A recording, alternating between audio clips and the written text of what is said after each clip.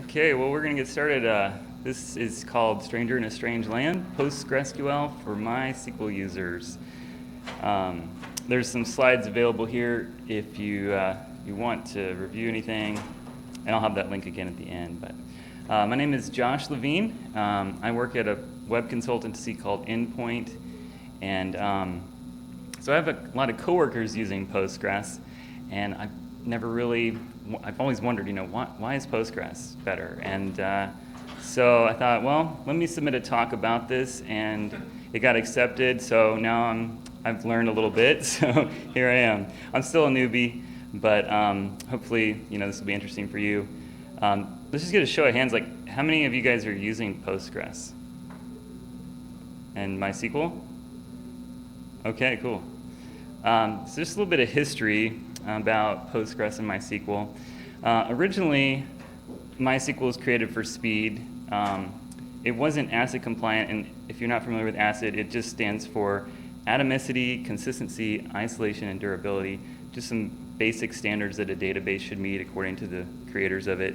The A in atomicity means that it should do transactions. Well, MySQL back in the day with MyISAM didn't do transactions, but it was fast. But it also could have lots of problems. And so they created InnoDB back in 2010, and MyISAM and InnoDB are storage engines for MySQL. So you can write if you wanted to, I guess, you could write a pluggable storage engine and put it into MySQL. So that's what those are. So you could do transactions in 2010 with 5.5, but if you're like some of our clients, we have legacy tables that even today are still running on MyISAM. Now Postgres, on the other hand, was created to be ACID compliant from the get-go. It was solid, but as a result, originally it was a little bit slower. Today, though, they're pretty similar. But Postgres has some really nice things, which I think make it attractive. So we're going to look at, why Postgres versus MySQL, converting your database, and some tools and tips. First off, how do you say it? The official is PostgreSQL. It's also official to just call it Postgres, and so I think that's what a lot of people do. So why? Well, first of all, it's not controlled by any company. Of course, MySQL was bought by Oracle a few years back, and they don't have the greatest reputation among developers, so you might not want to use MySQL. Then there's the whole thing, we have MySQL spinoffs because of that. We have MariaDB and Percona, and those entities, they have a .com and a .org. So it's not a bad thing necessarily. MariaDB wants to sell support, so they do that on their .com, and then they have the .org to provide the free edition. But it's just something to be aware of. And so those kind of products, they're considered products. They're open source, but on the other hand, Postgres is an open source project. It's run by a community. They still have corporate sponsors, but those corporate sponsors don't own the thing. However, you still can get support for Postgres. Lots of good companies. The place I work at does Postgres support. I'm not on that team. So another reason is it has really great documentation. So you can see here is a little screenshot, and it is versioned. So I'm on the current 9.5 version, but you can go back and see that this was introduced back in 9.2 as far as the JSON types, which we'll talk about a little bit later. I tried to look at MySQL documentation.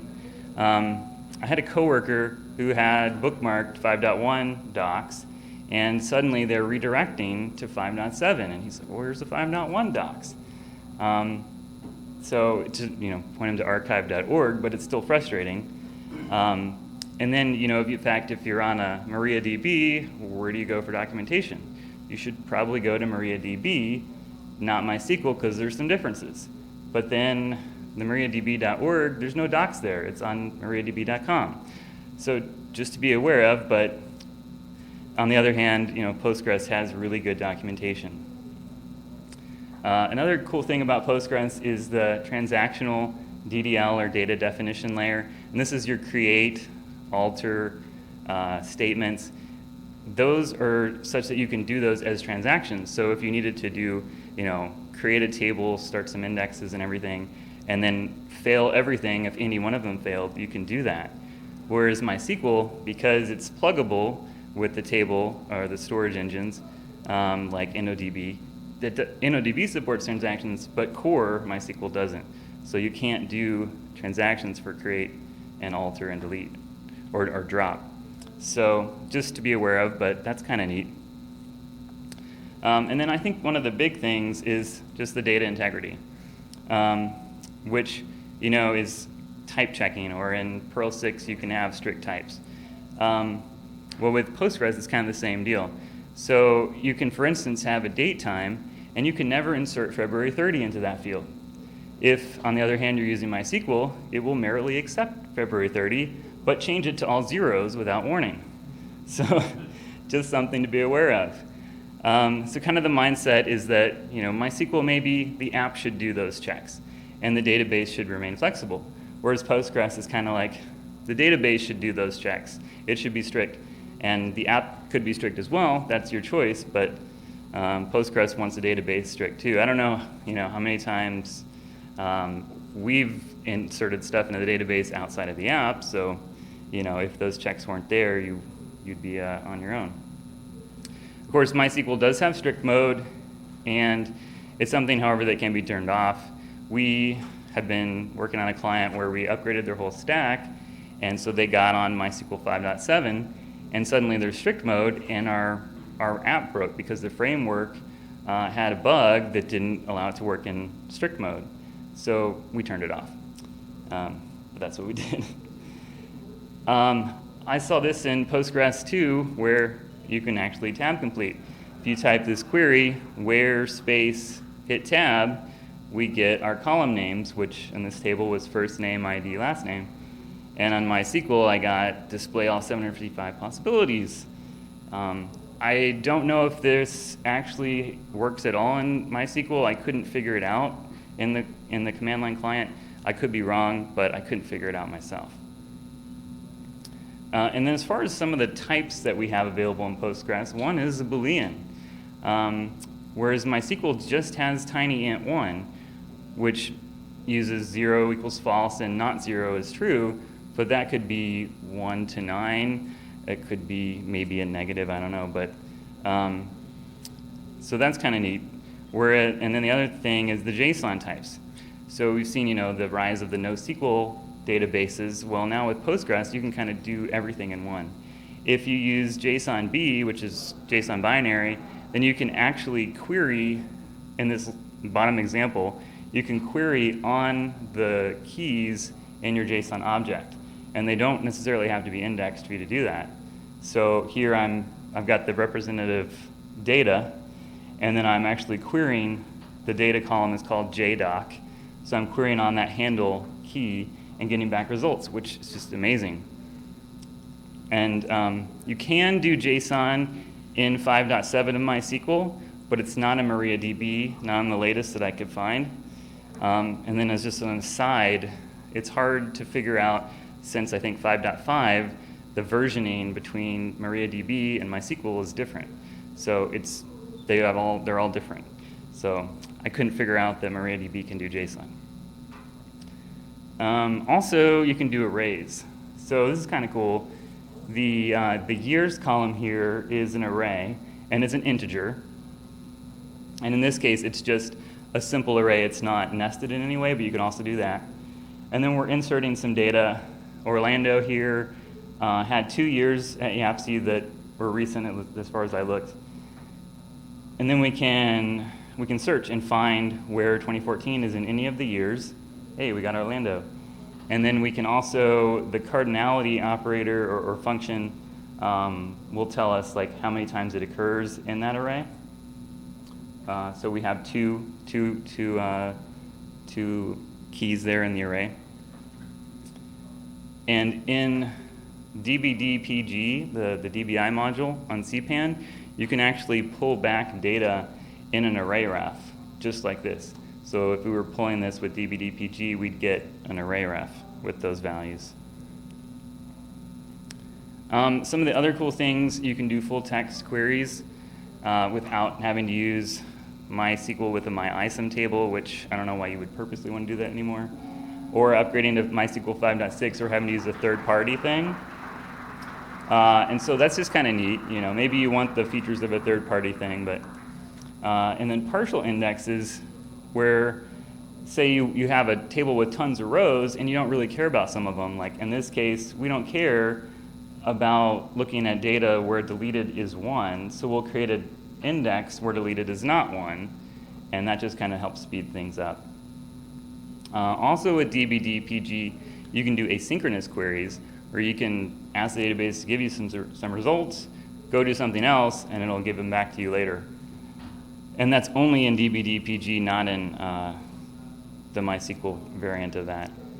PL Perl, it allows you to write Postgres functions in Perl. And I don't know anything really about Postgres functions, but they allow you to kind of change data or massage it a little bit, I guess. So that's something you might want to look at if you got in that deep. And then finally, there's some MySQL gotchas that are kind of interesting, and there's a link to those you can look through. And then our final why is apparently 84% of Rails developers prefer Postgres. There's quite a few that were surveyed, and that number's been increasing over the years of the survey. For what it's worth, I just found that very interesting. So as far as conversion is basically a 3-step process. It can get pretty complicated, but first off, you just want to convert your schema. And MySQL dump actually has a flag that you can use, compatible Postgres. It kind of gets you most of the way there, but it's not all the way. The data types are a little bit different. They're just called different things. The auto increment is done differently in Postgres, so you're probably going to have to kind of change and alter that dump that they give you to start with. And then you're going to want to convert your data, and it's suggested that you have scripts to do this. So you would have the script to run over your data, and then you can run it multiple times as you get better and better. And then finally, you might want to look at your application and see what kind of SQL queries it's using and how you might need to change those to fit more of the Postgres data types or whatever. But there are a couple resources. One of my coworkers wrote a little blog post about experience with the client, which I thought was really interesting. And then there's some tools you might be able to use. I couldn't find anyone on our teams that have tried these, but they might do a better job than the method on the last screen. And also the Postgres wiki has a lot of resources as well. So tools and tips. To install, it's really easy. You can just do a Google search on the words install Postgres. And then Mac also has a one-click app that you can get Postgres installed really quickly if you use a Mac. And then as far as the PSQL client, that's the interactive terminal akin to MySQL. So when you enter that, you can do these / commands, which are the meta commands. You can also type your SQL queries, but these, you could describe tables with \DT, or that would show the tables, and then to define it or describe it, you would do \D and then the table name. The most important might be how to quit, \Q, and I think that's about it there. So as far as entering queries go, it's just like MySQL with semicolon or \G. Now, the one thing that I like to do a lot in MySQL is use the \G, which gives you vertical columns instead of horizontal. So to do that, you can use the \X flag, which if you're just wanting to do it for one query, you can do in the example here, like you type your SQL, \X, \G, \X, and that will turn it on, run your SQL that you typed just before, and then turn it back off again. Otherwise, you could just turn it on with \X and then type away. But that would give you an output like in the example here. Also, when you're in that terminal, if you type Control-R and start typing, it'll get back to it'll look back through your history of what you typed previously, and then you can hit tab and just run that same query again. So that could be really useful. And then like MySQL, it has a .postgres history file, so you can figure out what coworkers might have done. That is all I had. So is there any questions or comments on Postgres? Yes? We use Postgres for our applications and database. It works pretty well. The Perl, the PG Perl, think of it as stored procedures. And you write in the Perl and store procedures. Think of it as triggers. So on insert update, for example, you get insert data in your other tables or one map of run any kind of program on data in the table. But that's basically a stored procedure. Okay. You write in Perl, you store the database and store procedures. So it's convenient that way. That's basically my idea. So I'm just going to repeat for the camera, but the PG Perl and then the PL, is that the PL Perl as well? The PL Perl is the to write stored functions. So for example, you could do that on a trigger and as a trigger and have it run a lot of code that would insert data into other tables. I've seen that where you could use that like an audit tool.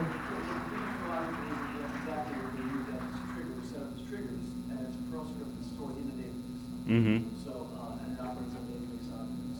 So it's not an external script. Well, it's like I said. Right. So it's pretty convenient that way. But if for whatever reason you need to write in Perl, you can.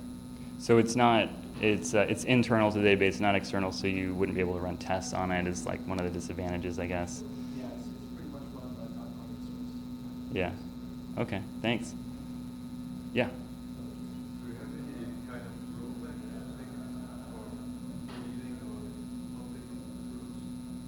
I'm sorry, what's that? Oh, uh-huh. Yeah, as far as transactions go, so the PSQL client, it does support transactions, and it however, I think it commits by default, so you want to start off with begin, semicolon, and then type your stuff, and then you can do, yeah, it's the same syntax. Anybody else? Okay, well, thank you very much.